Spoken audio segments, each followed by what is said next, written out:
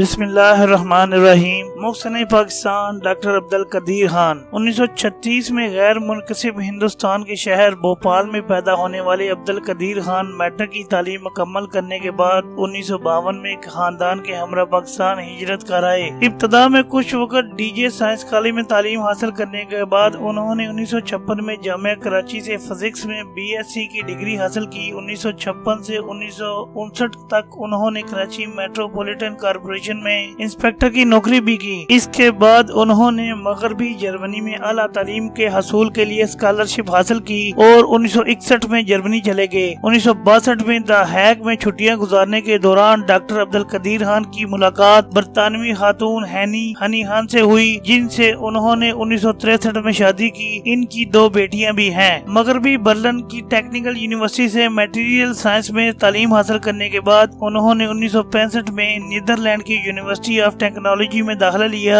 1967 میں انہوں نے انجینئرنگ کی ڈگری نیدرلینڈ سے حاصل کی تھی۔ بعد ازاں بیلجیم کی یونیورسٹی سے انہوں نے میٹالرجیکل انجینئرنگ کے شعبے سے اپنی ڈاکٹریٹ کی سند حاصل کی اور ایمسٹرڈیم کی فزیکل ڈائنامکس ریسرچ لیبارٹری سے منسلک ہو گئے۔ 1974 میں اس وقت کے وزیر اعظم پاکستان ذوالفقار علی بھٹو سے یورینیم کی افزودگی کے معاملے پر رابطوں کے بعد 1976 میں ڈاکٹر عبدال قدیر خان واپس وطن پاکستان لوٹ آئے اور 31 مئی 1976 کو انجینئرنگ ریسرچ لیبارٹریز کی بنیاد رکھی گئی۔ اس ادارے کا نام 1 مئی 1981 کو doctor A.Q. Khan research laboratories رکھ دیا گیا تھا۔ خان ریسرچ لیبارٹریز نے جوہری پروگرام کے علاوہ پاکستان کے لیے 1000 کلومیٹر تک مار کرنے والے غوری میزائل سمیت کم اور درمیانی رینج تک مار کرنے والے متعدد میزائل تیار کرنے میں بھی اہم کردار ادا کیا۔ پاکستان کے جوہری پروگرام کے حوالے سے ڈاکٹر عبدال قدیر خان کا نام کلیدی اہمیت رکھتا ہے۔ وہ ایک طویل عرصے تک اس پروگرام کے سربراہ رہے۔ ڈاکٹر عبدال قدیر خان کے مطابق پاکستان کے جوہری سائنسدانوں نے 1984 میں جوہری بم تیار کرنے کی صلاحیت حاصل کر لی تھی اور انہوں نے جنرل ضیاء الحق سے کہا تھا کہ وہ کھلم کھلا پاکستان کی طرف سے جوہری بم کی تیاری کے عزم کا اعلان کریں، لیکن ان کے وزیر خارجہ اور دوسرے وزیروں نے سخت مخالفت کی۔ آخرکار مئی 1998 میں جب بھارت نے جوہری تجربات کیے تو پاکستان کے لیے کوئی چارہ نہیں رہا کہ وہ بھی جوہری تجربات کرے اور یوں پاکستان بھی جوہری طاقتوں کی صف میں شامل ہو گیا۔ تاہم مئی 1998 میں جب پاکستان نے بھارت کے ایٹم بم کے تجربے کے بعد کامیاب جوہری تجربہ کیا تو بلوچستان کے شہر چاگی کے پہاڑوں میں ہونے والے اس تجربے کی نگرانی ڈاکٹر عبدال قدیر خان کے پاس نہیں تھی، بلکہ یہ صحرا پاکستان ایٹامک انرجی کے ڈاکٹر سمر مبارک مند کے پاس رہا۔ ڈاکٹر عبدال قدیر خان کی پاکستان کے لیے خدمات کی وجہ سے انہیں محسن پاکستان کہا جاتا ہے۔ انہیں 3 صدارتی ایوارڈ، 2 بار نشان امتیاز اور 1 حلال امتیاز عطا کیا گیا۔ پہلے 14 اگست 1996 کو صدر فاروق لغاری اور پھر 1998 کے جوہری دھماکوں کے بعد اگلے برس 1999 میں اس وقت کے صدر رفیق تارڑ نے انہیں نشان امتیاز سے نوازا۔ اس سے قبل 1989 میں انہیں حلال امتیاز بھی دیا گیا تھا۔ انہیں 60 سے زائد یونیورسٹی کی جانب سے اعزازی گولڈ میڈلز بھی دیے گئے۔ ڈاکٹر عبدال قدیر خان کو جہاں پاکستان سمیت دنیا میں ایک ہیرو کے طور پر تسلیم کیا جاتا ہے، وہیں بین الاقوامی طاقتیں انہیں اپنا دشمن سمجھتی تھی۔ مغربی ممالک ان پر نظر رکھتے تھے کہ کیونکہ وہ پاکستان کے جوہری پروگرام کے سربراہ تھے۔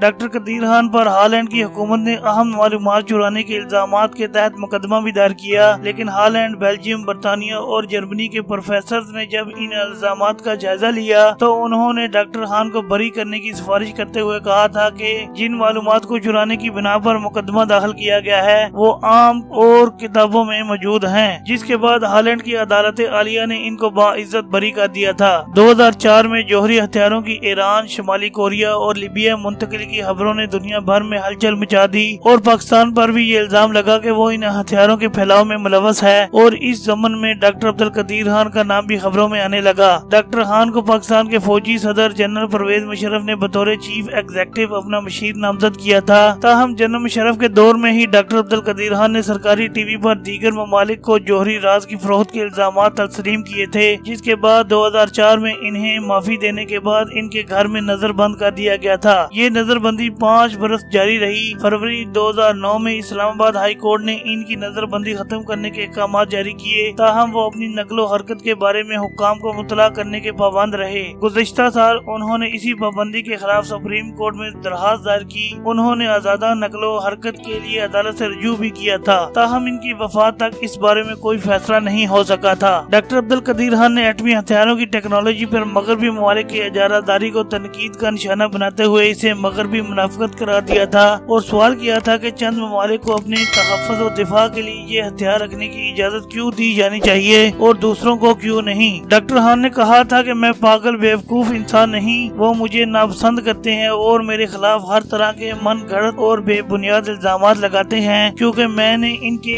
اسٹریٹجک منصوبوں کو خراب کر دیا ہے۔ ڈاکٹر عبد القدیر خان کی وفات پر پوری پاکستانی قوم سوگوار ہے۔ انہوں نے نہ صرف ملک کو جوہری قوت بنایا بلکہ بڑی قربانیاں بھی دی۔ پاکستان کے اس بیٹے کا قرض پوری قوم کبھی اتار نہ سکے گی۔ اسلامی جمہوریہ پاکستان کو ناقابل تسخیر دفاع فراہم کرنے والے پاکستانی ایٹمی پروگرام کے خالق عظیم جوہری سائنسدان جناب ڈاکٹر عبد القدیر خان گزشتہ دنوں جہان فانی سے رخصت ہوئے۔ انہیں سرکاری اعزاز کے ساتھ اسلام آباد کے H8 قبرستان میں سپرد خاک کیا گیا۔ وزیر داخلہ کی جانب سے جاری کردہ بیان میں بتایا گیا تھا کہ پہلے فیصل مسجد کے احاطے میں قبر تیار کی گئی تھی، تاہم ڈاکٹر عبد القدیر کے اہل خانہ کی خواہش پر ان کی تدفین H8 کے قبرستان میں کرنے کا فیصلہ کیا گیا۔ ان کی عمر 85 برس تھی۔ وہ کچھ عرصے سے عملے تنفس میں دشواری محسوس کر رہے تھے، جبکہ رواں برس اگست کے مہینے میں انہیں کورونا بھی ہوا تھا۔ آخری رسومات میں 6 آزاد کشمیر غازی رجمنٹ نے جوہری سائنسدان کو گارڈ آف آنر دیا۔ صدر عارف علوی،